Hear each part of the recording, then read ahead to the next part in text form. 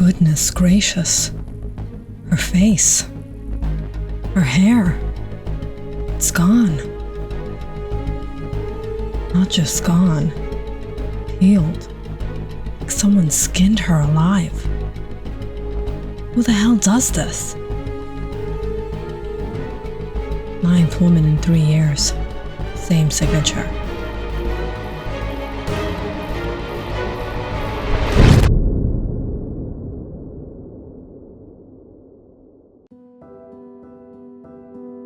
Sabrina's apartment was small, a 5th floor walk-up tucked between a laundromat and a shuttered deli in Queens. The walls were thin enough that she could hear her neighbor's television blaring late into the night, and in winter, the radiator clanged like it was choking on its own rust. Still, this was her home. After years of bouncing from one underpaid job to another, sharing rooms with strangers who never remembered her name, Sabrina had carved out this little corner of the city for herself. She pushed the key into the lock.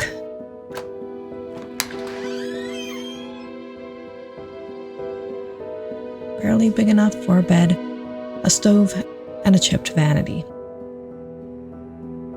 She dropped her bag on the chair, exhaled, and let the quiet wrap around her. Stability. Yes. Happiness? No. Sabrina had no family. She was an orphan, grew up in foster care, and in all these years, she's been on her own. She hasn't found anyone either. Love? Who would want to marry a girl like me? I've got nothing to offer.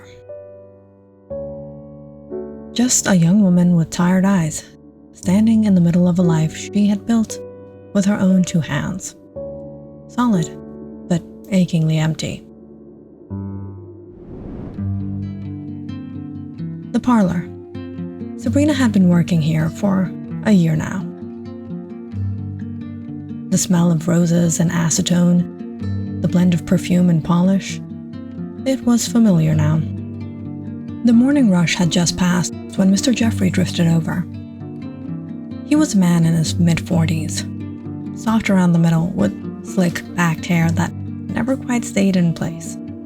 His shirts were always a size too tight, buttons straining just enough to remind everyone he thought himself younger than he was. He smiled too much, and his smiles never reached his eyes. He lowered his voice. You know, Sabrina, if you gave me half a chance, I could shower you with more than tips. Diamonds, dinners, whatever you want. Thank you, Mr. Jeffrey, but I'm here to work, not anything else. Disappointment, yeah, but Sabrina wasn't that desperate for love.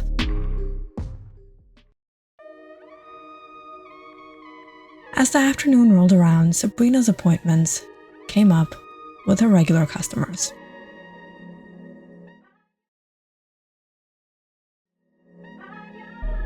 Mrs. Lancy arrived every Thursday afternoon, draped in pearls and the scent of gardenias. She was the picture of elegance. Her posture sharp, her smile refined, yet her eyes carried a sly sparkle of a woman living a double life. As Sabrina brushed foundation across her cheekbones, Mrs. Lancy leaned close. If my husband knew the baby wasn't his, well, it's better he never does. Then Mrs. Cartwig swept in like a storm, her jewelry clinking, her laugh too loud, her perfume too strong. The wife of a powerful lawyer, she carried herself with the confidence of untouchable wealth, though her eyes darted nervously when she thought no one noticed. As Sabrina powdered her face, Cartwig smirked. He thinks I'm at his sister's. If only he knew I lost $20,000 last week. She grinned, almost proud of it. Sabrina dipped her brush into rouge fighting the urge to frown. Behind the glittering earrings and silk scarf was a woman carelessly gambling away a perfect life. Then, the last VIP appointment of the day, Miss Fairchild entered like a queen. Her black dresses sleek, her lipstick always blood red. Widowed young, she wore her independence like armor, turning heads wherever she went. But her whispered words betrayed the venom beneath. As Sabrina carefully drew a cat eye along her lids, Miss Fairchild smirked. Men are so stupid. All it takes is a smile and they hand you their wallets. To Fairchild, love was leverage, intimacy a game, and men nothing more than prey. After a long day at the parlor, Sabrina couldn't wait to get home. Unlike uptown Manhattan, the neighborhood she lived in was a whole lot different. Here, the night air carried the sour tang of garbage and grease, clinging to the cracked sidewalks like a second skin. Street lamps flickered and buzzed, throwing long, twitching shadows across the buildings. On the corner, a group of boys lounged against the brick wall of a shuttered bodega. "Hey, pretty, where are you going so fast? Let us walk you home." Another whistle low, following by the scrape of laughter.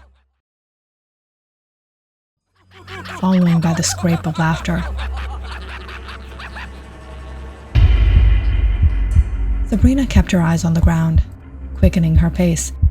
Her grip tightened on the strap of her bag, every nerve screaming to run. But she forced herself to move steadily, silently, until the faded green door of her building loomed in front of her. She slipped inside, the boys' voices fading into the night like gnats buzzing against glass. Her apartment greeted her with its familiar stillness. She dropped her keys into the chipped bowl by the door and flicked on the small television. The screen blinked to life. The remains of another woman has been found by the East River. Police confirm she is the 9th victim in 3 years. Like the others, her face and scalp were stripped away. The image cut to flashing sirens by the riverbank, officers ducking under tape. Sabrina's shoulders tensed as she stared. Monster. Crossing the room, she pulled each curtain tight until the city lights outside were sealed away. She checked the locks twice, then once more, her fingers lingering on the bolt. Finally, she slipped to bed. The next morning, Sabrina was arranging her brushes when Mr. Jeffrey strolled in. His tie crooked, his grin stretched wide. "Terrible thing on the news, huh? Did you see? Imagine the patience it takes to heal someone's skin like that. Some people are artists in the strangest way." Sabrina's hand froze mid-motion, a shiver pricking her spine. She forced a nod. He is so creepy.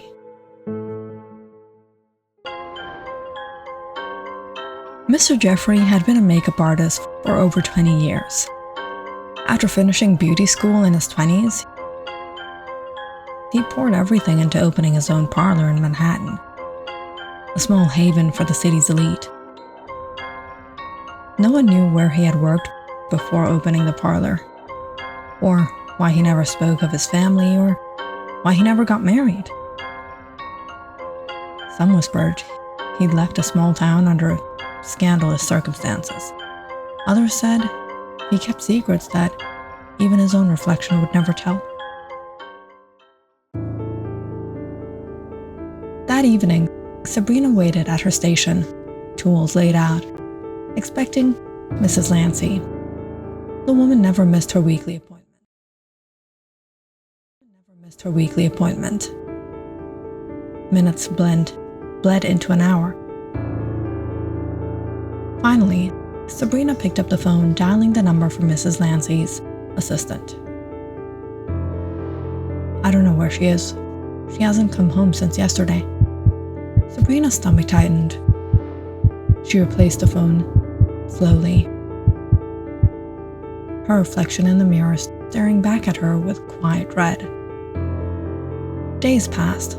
More chairs sat empty. Cartwright, Fairchild, others. That evening, after Sabrina packed her brushes, Mr. Jeffrey appeared in the doorway. His smile unusually eager. "You shouldn't sit around in this quiet all night. I'm hosting a little get-together at my place. Just a few friends, wine, laughter. You should come, Sabrina. It'll be good for you." "Mr. Jeffrey, I should really head home. I've got laundry, bills, a dozen things waiting." "Just one night. Don't be so serious all the time. You work too hard." "Fine, 1 hour, but I really can't stay long." In the car, Sabrina sat rigid, staring at the blur of lights outside.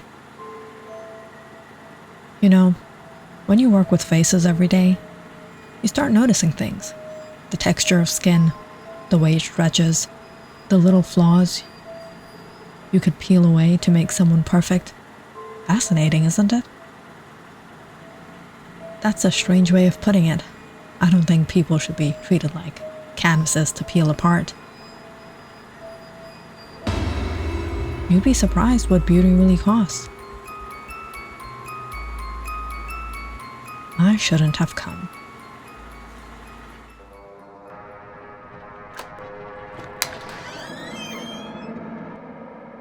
When they entered his apartment, a dim loft, with shadows clinging to every corner, her steps faltered. It was empty. No friends, no laughter. Where is everyone? Couldn't make it. Looks like it's just us. You lied to me? Relax. I'll just get us some drinks. You deserve to unwind. No, I don't like this. I want to go. But as his footsteps faded into the kitchen, survival instincts flared.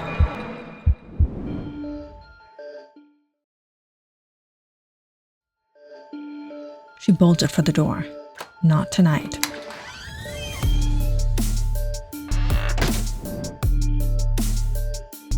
And fled into the streets. But the walk home wasn't pleasant either. She briskly walked, clutching her bag, when the boys from the corner stepped out,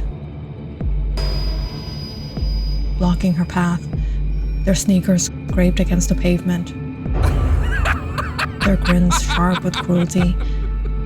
"Come on, pretty, smile for us. We don't bite. Unless you like it rough." His friends snickered, circling like hyenas. Sabrina's heart thudded, but her hand moved without hesitation. From her bag, she drew a small scalpel, the tool she carried for her craft. The boys burst into laughter. "What the hell are you gonna do with that?" "You have no idea."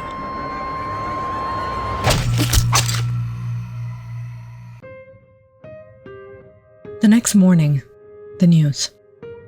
In a shocking turn, 2 male victims were discovered by the river last night, both with their faces and hair peeled away. Authorities fear the killer has changed their pattern, leaving investigators baffled. The screen flickered with images of flashing sirens, the riverbank cordoned with yellow tape. Sabrina stood by the window. A slow smile curved her lips, subtle but undeniable. She turned the TV off and opened her wardrobe. Inside hung wigs, scalps, strips of carefully preserved skin, each draped with meticulous care. She lifted Mrs. Lancey's golden hair, placed it against her head, and faced a mirror. If my husband only knew, poor darling, he'd just cry into his brandy. Honestly, who cares, right? Let him keep his ignorance. It's delicious.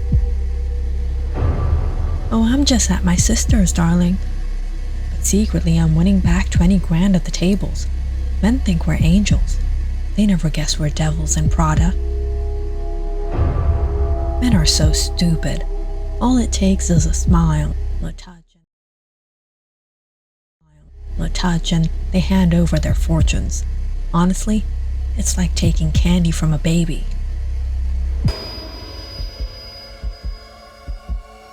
You think your life is hard? You cry over scarves and shoes while people like me starve in gutters. Ungrateful, every last one of you. The image, like an old film reel, grainy and relentless. A little girl in a gray orphanage, her hair tangled, her stomach hollow. The caretakers never remembered her name. Only barked orders, sometimes slaps. She learned to eat fast, or not at all. Then came the foster homes. Strangers who took her in for the checks, not for love. Nights filled with harsh words. The string of bells, the ache of loneliness. Every home spat at her, spat her out again. Too quiet, too strange, too much trouble. By 18, she was discarded completely, alone in a city that didn't care if she lived or died. She walked past grocery stores with pockets empty, past couples fighting over trivial things, past women in furs complaining about the shade of their diamonds. Rage simmered beneath her skin, a storm building with no place to break. On one side, children like me begged for scraps, and on the other, rich women cried about diamonds not big enough. The rage finally found release. One woman at a time, a cut, a scream, a silence, and then the trophy, skin, hair, identity stitched into her secret wardrobe.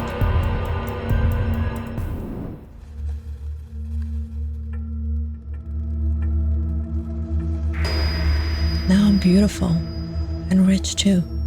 Maybe someone will marry me now.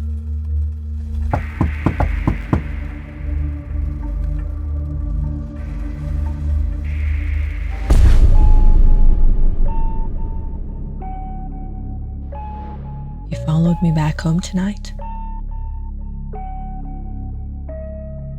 Who are you? And held up a badge.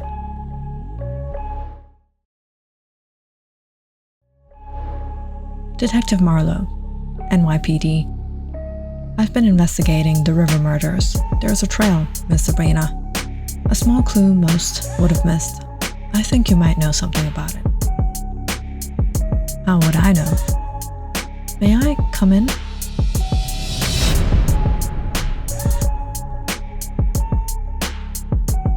Click on the subscribe button and check out more awesome videos on our channel. And don't forget to press the bell icon because you know it's interesting.